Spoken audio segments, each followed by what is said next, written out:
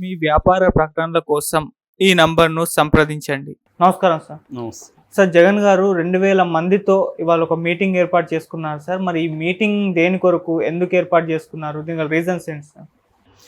ఇదొక పెద్ద drastic step అనే చెప్పాలి జగన్ తీసుకుంటున్న ఆయనని. గతంలో కూడా ఇలాంటి మీటింగ్స్ పెట్టారు జగన్.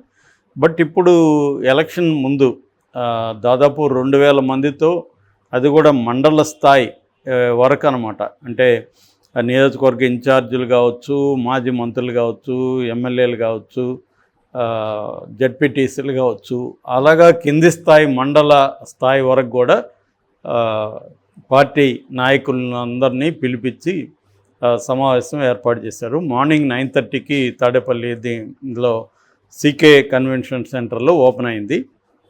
ఇదేంటంటే 175 నియోజకవర్గాల నుంచి కూడా వస్తున్నారు. సో ఇదొక కార్పొరేట్ స్టైల్లో జరుగుతుంది. అంటే ప్రతి నియోజకవర్గం వైజ్గా విభజించి కూర్చోబెట్టడం దగ్గర నుంచి వాళ్ళకు ఒక టీము లీడర్ని పెట్టడం, అట్లా ఒక కార్పొరేట్ స్టైల్ ఎలా ఉంటుంది అలా, అంటే వెరీ వెరీ ఆర్గనైజ్డ్గా జరుగుతుంది అనమాట. అంటే మన జగన్కి ముందు నుంచి కూడా బిజినెస్ సెన్స్, కార్పొరేట్ సెన్స్ ఉంది. తను అనేక కంపెనీలను స్థాపించి వాటిని సక్సెస్ఫుల్గా రన్ చేయడంలో జగన్కి సొంతంగా అనుభవం ఉంది. అంటే చంద్రబాబుకి జగన్ తేడా ఏంటంటే, చంద్రబాబు ఏమో కార్పొరేట్ కంపెనీలు అంటే ఇష్టపడడం, తాను సీఈఓగా ఫీల్ కావడం అవన్నీ ఉంటాయి.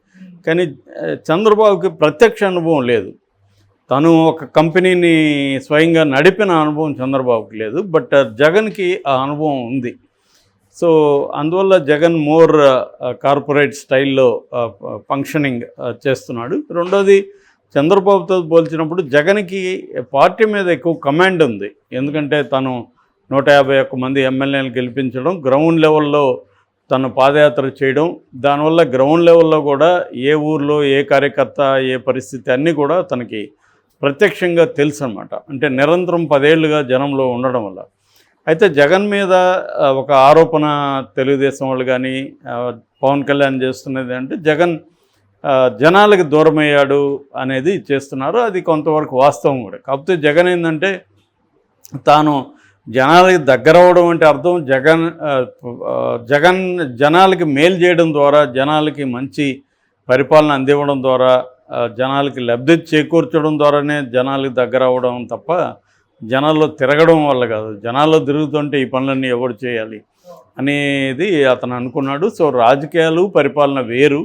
సో ఎన్నికల ముందే రాజకీయాలు చేయాలి, ఎన్నికల వరకు పరిపాలనకు సంబంధించి తాను ఇచ్చిన హామీలను నెరవేర్చడానికి సంబంధించి వివిధ సెక్షన్లను బాగా చూసుకోవడానికి సంబంధించి చేయాలన్న ఒక ఉద్దేశంతో చేస్తున్నట్టుగా వైసీపీ వర్గాలు చెబుతాయన్నమాట.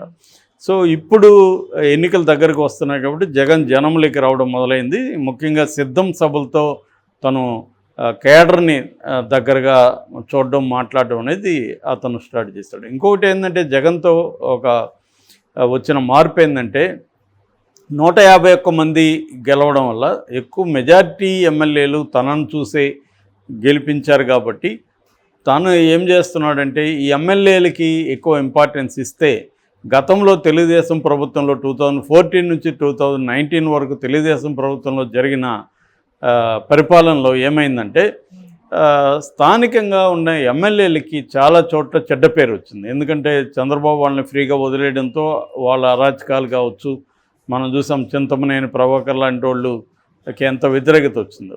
సో దానివల్ల ఏమైందంటే, కరప్షన్ ఒకటి, వాళ్ళ అరాచకం, ఈ రెండిటి వల్ల చంద్రబాబు బాగా బ్యాడ్ నేమ్ వచ్చింది.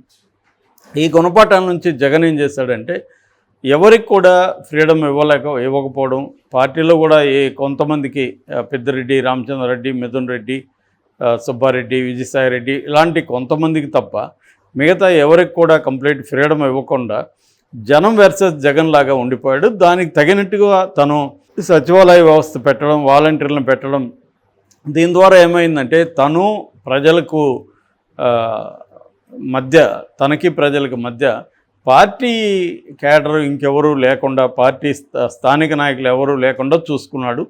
తన పథకాలన్నింటినీ, తనకు సంబంధించిన స్కీములన్నింటినీ కూడా చేరవేయడంలో ఒకటి డైరెక్ట్గా డబ్బులు డీబీటీ అంటాం కదా, direct beneficiaries, direct transfer to beneficiary. రెండవది ఏంటంటే ఈ వాలంటీర్ల ద్వారా పెన్షన్ లాంటివి తీసుకెళ్ళి ఇవ్వడం.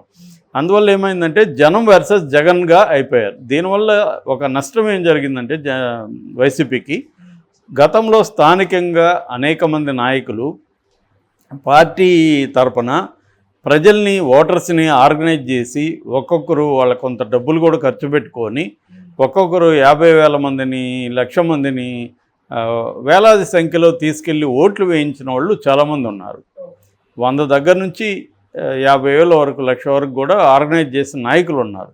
సో ఇప్పుడు వాళ్ళందరికీ జగన్ పట్టించుకోవడం మానేశాడు. ఎప్పుడైతే వాలంటీర్లు వచ్చారో స్థానిక నాయకుల పెత్తనం అనేది పోయింది, సర్పంచుల పెత్తనం పోయింది, స్థానిక వైసీపీ నాయకుల పెత్తనం అనేది పోయింది. దానివల్ల వాళ్ళందరూ కూడా వైసీపీ మీద ప్రేమ ఉన్నా కూడా వాళ్ళు కొంతగా నిరాసక్తంగా ఉండిపోయారు. ఇంకొకటి ఏంటంటే వైసీపీలో ఉంటున్న తన వర్గం, ముఖ్యంగా రెడ్లు లోకల్గా చిన్న చిన్న కాంట్రాక్ట్లు చేసుకున్నారు, కానీ వాళ్ళకి ఎవరికి డబ్బులు పేమెంట్లు రాలేదు. అందువల్ల వాళ్ళందరూ కూడా జగన్ పట్ల వ్యతిరేకత లేకపోయినా అనాసక్తత ఉంది. అంటే నా వరకు ఓటేస్తాను, నాకు మిగతా వాళ్ళు వేస్తారో లేదు నాకు అనవసరం, నేను ఎవరిని ఆర్గనైజ్ చేయను, నాకేం పట్టింది అన్న పద్ధతిలో మారిపోయారు. సో ఇప్పుడు జగన్ అది గుర్తించి అలాంటి వాళ్ళందరినీ దగ్గరకు తీసుకొని నేను ఎందుకు ఇలా చేశానని వాళ్ళకి ఎక్స్ప్లెనేషన్ ఇచ్చి నేను మిమ్మల్ని చూసుకుంటాను అని వాళ్ళకి భరోసా ఇచ్చి, వాళ్ళ సమస్యలు ఏమైనా ఉంటే తీర్చి, వాళ్ళకి డబ్బులు రావాల్సి ఉంటే దాన్ని క్లియర్ చేసి, ఇవన్నీ ఇప్పుడు చేయడానికి కోసమే ఇలాంటిది చేస్తున్నాడు. ఎందుకంటే అసంతృప్తుల్ని క్లీన్ చేయడం అనేది ప్రధాన కార్యక్రమం. సో అది ఇప్పుడు చేస్తున్నాడు. నేను ఈ ఫస్ట్ ఇవన్నీ చేయకపోతే నేను స్థిరంగా జనంలో నిలబడలేను, నిలబడకపోతే సెకండ్ టర్మ్ రాము, నేను రాకపోతే మీకు కూడా నష్టమే కదా, అందుకని నేను ఇవన్నీ చేశాను, సెకండ్ టర్మ్ వచ్చినాక మీకు చాలా విషయాల్లో నేను ఫ్రీగా వదులుతాను అనేది అతను హామీ ఇస్తున్నట్టుగా తెలుస్తుంది. అందువల్ల ఎవరికైనా అసంతృప్తితో కోపము ఉంటే దాన్నంతా తొలగించడం, వాళ్ళని దగ్గరికి తీసుకోవడం, వాళ్ళని యాక్టివేట్ చేసుకోవడం ఒక పర్పస్ అయితే, రెండో పర్పస్ ఏంటంటే బూత్ లెవెల్లో లీకేజెస్, అంటే తనకి ఓటు వేయాలనుకున్న వాళ్ళు కూడా కొంతమంది, ఇప్పుడు మనకి చాలా మిడిల్ క్లాస్లో ప్రాబ్లం ఏంటంటే మిడిల్ క్లాసు సపోర్ట్ చేసే నాయకులు చాలాసార్లు గెలవరు. ఎందుకంటే వీళ్ళు వెళ్ళి ఓట్లు వేయరు, ఓటర్స్ కాదు వీళ్ళు, ఓటర్గా యాక్టివ్గా ఉండరు, వీళ్ళ సోషల్ మీడియాలో అన్నిట్లో మాట్లాడుతుంటారు కానీ పోయి క్యూలో నిలబడి ఓట్లు వేయరు. సో ఓట్లు వేసే వాళ్ళు వేరే వాళ్ళు ఉంటారు. అందుకని ఇప్పుడు ఏంటంటే ఓట్లు వేయని వైసీపీ అభిమానులు ఉండొచ్చు కదా, వాళ్ళందరినీ పోయి తీసుకెళ్ళి ఆర్గనైజ్ చేయాలి. రెండోది లోకల్ స్థాయిలో అసంతృప్తి ఉన్నవాళ్ళు వీళ్ళందరూ వీళ్ళకి నాయకులకు తెలుసుంటారు కాబట్టి వీళ్ళ ఇన్ఫ్లుయెన్స్ అక్కడ బలంగా ఉంటుంది. వీళ్ళు కానీ వాడే పట్టించుకోలేదు మనకెందుకని మిగతా వాళ్ళు అనుకుంటారు, ఆ రెడ్డి గారే పట్టించుకోలేదు మనకెందుకులే అని మిగతా వాళ్ళు అనుకునే అవకాశం ఉంది. సో వాళ్ళు యాక్టివ్గా ఉంటే, వాళ్ళు మోటివేట్ చేస్తే, వాళ్ళు కొంత ఖర్చు పెడితే మిగతా జనం కూడా వెళ్తారు. సో అలాంటి గ్రౌండ్ లెవెల్లో ఆర్గనైజేషన్ని స్ట్రెంగ్తన్ చేసుకోవడం, గ్రౌండ్ లెవెల్లో ఓటర్స్ని మొబిలైజ్ చేయడం, ఇవన్నీ ఒకవైపు ఉంటే, అట్లాగే తమ పథకాలని, తమ పరిపాలన ఎక్స్ప్లెయిన్ చేయడం, ప్రజల్లో ఏ విషయాల్లో అసంతృప్తి ఉందో కూడా వాళ్ళకి తెలిసినట్టుగా పై స్థాయిలో తెలియదు.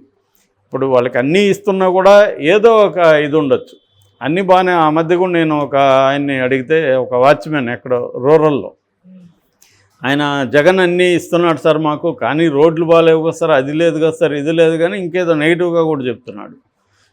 అంటే వాళ్ళకి అన్నీ ఇచ్చినా ఇంకా ఏదో కావాలనిపిస్తుంది, ఇంకేదో కొరత ఉంటుంది.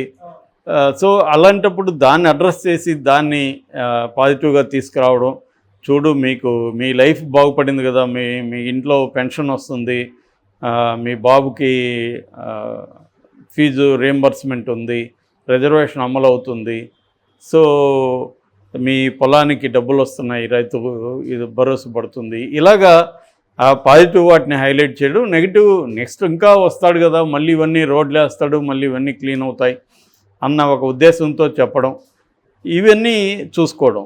నెక్స్ట్ ఏంటంటే చంద్రబాబుకి లేకపోతే జనసేనకి యాంటీగా కూడా క్యాంపెయిన్ చేయించడం. అంటే వాళ్ళు ఇప్పటివరకు ఏం చేయలేదు, చంద్రబాబు 14 ఏళ్ల పరిపాలన ఆయన ఏం చేయలేదు ప్రజలకు, సో ఆయన వస్తే ఏమి చేసేది ఏముండదు. ఆయన మంచి రోడ్లు వేస్తుంటే ఎందుకు పోతాయి, 5 ఏళ్లలో ఎందుకు పోయినాయి? కాబట్టి రోడ్లు జగన్ వేయలేదనేది వాస్తవమే. కాకపోతే ఆ డబ్బులంతా మీకు ఇచ్చాడు. సో మీకు ఇచ్చి రోడ్లు వేయాలంటే డబ్బు లేదు, ప్రయారిటీ మీకు ఇచ్చాడు. నెక్స్ట్ టైం అవి కూడా కంప్లీట్ చేసుకుంటారు. సో చంద్రబాబు వస్తే మీకు ఇవ్వడు, రోడ్లు జరగవు అన్న విధంగా నెగిటివ్గా క్యాంపెయిన్ చేయడం. అట్లాగే చంద్రబాబు జనసేన వాళ్ళు నెగిటివ్ క్యాంపెయిన్ని తిప్పికొట్టడం, ఇటువంటి గ్రౌండ్ లెవెల్ వర్క్కి ఈ 2000 మందితో ఈరోజు సమావేశం జరుగుతుంది.